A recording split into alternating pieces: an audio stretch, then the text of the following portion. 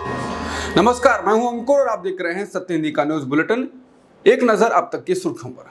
UPSC के chairperson Manoj Soni ने अपना कार्यकाल खत्म होने से पहले इस्तीफा दे दिया है। इससे लेकर कई तरह की बहस शुरू हो गई है। उन्होंने पद छोड़ते हुए कहा कि मैं अपने निजी कारणों से ये पद छोड़ रहा हूं। गौरतलब है कि मनोज सोनी का कार्यकाल अभी 5 साल बाकी था। सूत्रों ने कहा कि इस्तीफा यूपीएससी उम्मीदवारों द्वारा फर्जी प्रमाण पत्र पेश करके रोजगार हासिल करने के विवाद से जुड़ा हुआ नहीं है।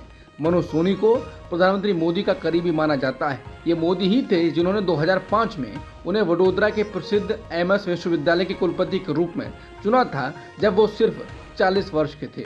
इससे वो देश के सबसे कम उम्र के वीसी बन गए। कांवड़ यात्रा के रूट पर लगने वाली दुकानों में नेम प्लेट लगाने के योगी सरकार के आदेश पर अब विवाद बढ़ता जा रहा है। इसकी जांच एनडीए तक पहुंच गई है। जेडीयू ने पहले ही इस फैसले का विरोध किया है।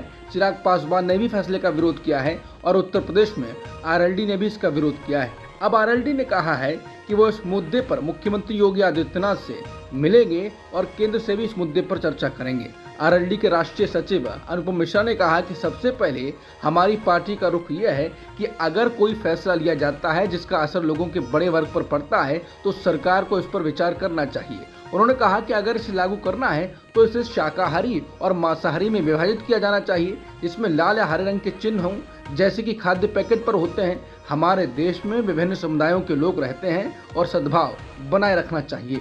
आरएलडी नेता ने कहा कि यूपी सरकार में हमारी हिस्सेदारी है और यूपी सरकार में हमारे मंत्री मुख्यमंत्री योगी आदित्यनाथ से मिलेंगे और केंद्र से भी इस मुद्दे पर चर्चा करेंगे। कांवड़ियों को प्याज और लहसुन वाला भोजन परोसने पर हंगामा हो गया। गुस्साए कांवड़ियों ने ढाबे पर तोड़फोड़ कर दी। पुलिस ने कांवड़ियों को समझाकर शांत किया और ढाबे को बंद करा दिया। आरोप है कि ढाबा कर्मी ने दाल में प्याज का तड़का लगा दिया था, जिस पर कांवड़िया खाना खाते ही भड़क गए और हंगामा करने लगे। कांवड़ियों ने ढाबे पर तोड़फोड़ शुरू कर दी। ढाबा मालिक का नाम प्रमोद कुमार है।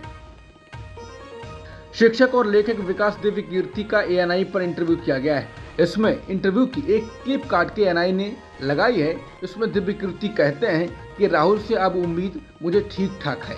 अभी उनकी उम्र बहुत कम है, इतनी ही योगी आदित्यनाथ की है। आज से 10-15 साल बाद हम राहुल गांधी और योगी आदित्यनाथ दोनों को पीएम के रूप में देखेंगे। ईडी ने शनिवार को हरियाणा के कांग्रेस विधायक सुरेंद्र पवार को अवैध खनन मामले में गिरफ्तार कर लिया। महेंद्रगढ़ से कांग्रेस विधायक रावदान सिंह के परिसरों की तलाशी लेने के 2 दिन बाद केंद्रीय जांच एजेंसी ने पवार की गिरफ्तारी की। पवार सोनीपत से विधायक हैं और हरियाणा और राजस्थान में खनन का काम करते हैं। शनिवार सुबह उनके घर पहुंची ईडी की टीम ने उनके बेटे को भी पूछताछ के लिए हिरासत में ले लिया।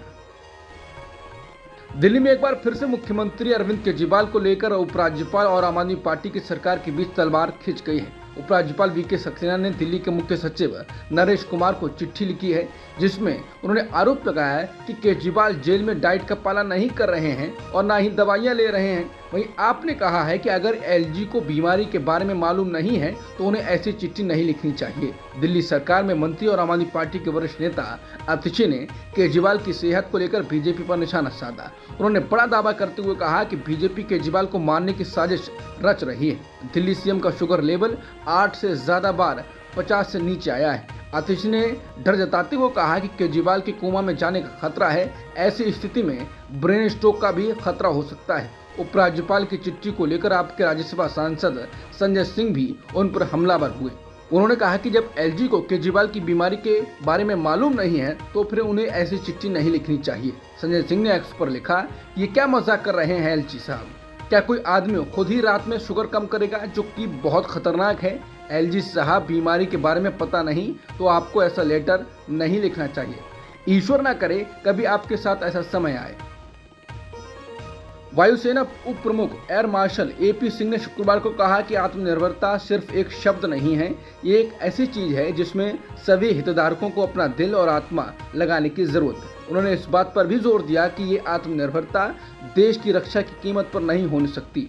राष्ट्र की रक्षा सबसे पहले और सबसे महत्वपूर्ण है। वो अपने संबोधन में उन्होंने अधिक आत्मनिर्भरता को बढ़ावा देने की वकालत की, लेकिन एक शर्त के साथ कि आत्मनिर्भरता देश की सुरक्षा की कीमत पर नहीं हो सकती। देश की सुरक्षा सबसे पहले और सबसे महत्वपूर्ण है। बांग्लादेश में लगातार हिंसक झड़पों की वजह से शुक्रवार देर रात देश भर में कर्फ्यू लगा दिया गया और सेना तैनात कर दी गई। देश भर में अब तक हुई झड़पों में कम से कम 105 लोग मारे गए हैं और 1500 से अधिक लोग घायल हुए हैं। बांग्लादेश में कर्फ्यू की घोषणा सत्तारूढ़ अवामी लीग पार्टी के महासचिव ओबैदुल कादर ने की। उन्होंने कहा कि इससे नागरिक प्रशासन को व्यवस्था बनाए रखने में मदद मिलेगी। प्रदर्शनकारी छात्र सरकारी नौकरियों में आरक्षण की व्यवस्था के खिलाफ ढाका और अन्य शहरों में प्रदर्शन कर रहे हैं, जिसमें 1971 में पाकिस्तान से देश की आज़ादी के लिए लड़ने वाले युद्ध नायकों के रिश्तेदारों के लिए आरक्षण में शामिल है। बांग्लादेश में आरक्षण विरोधी आंदोलन के दौरान हिंसा और अशांति के मद्देनजर भारत के विदेश मंत्रालय ने वहां रह रहे भारतीय छात्रों के लिए एडवाइजरी जारी की। एडवाइजरी में छात्रों को बांग्लादेश में यात्रा न करने को कहा गया है। उन्हें कहा गया है कि वो घरों से बाहर न निकलें। भारतीय विदेश मंत्रालय ने सोशल मीडिया प्लेटफॉर्म पर ट्वीट कर जानकारी दी है कि भारतीय उच्चायोग ने छात्रों की मदद के लिए 24 घंटे काम करने वाली इमरजेंसी नंबर भी जारी किए हैं। अंतर्राष्ट्रीय न्यायालय यानी ICJ ने फैसला सुनाया है कि फलस्तीनी क्षेत्र में इजरायल की निरंतर उपस्थिति गैर कानूनी है और इसे जितनी जल्दी संभव हो समाप्त किया जाना चाहिए। हेग में ICJ के अध्यक्ष नवाफ सलाम ने फिलिस्तीनी क्षेत्र पर इजरायल के कब्जे पर 15 जजों के पैनल द्वारा जारी गैर बाध्यकारी सलाहकार राय पढ़ी। यानी ICJ की यह राय इजरायल माने या ना माने उस पर निर्भर करता है। हालांकि अंतर्राष्ट्रीय न्यायालय का यह फैसला या राय पहली बार इस तरह का आया है जो असाधारण है। अब तक की सुर्खियों में इतना ही। बाकी खबरों के लिए बने रहिए सत्यहिंदी.com के साथ।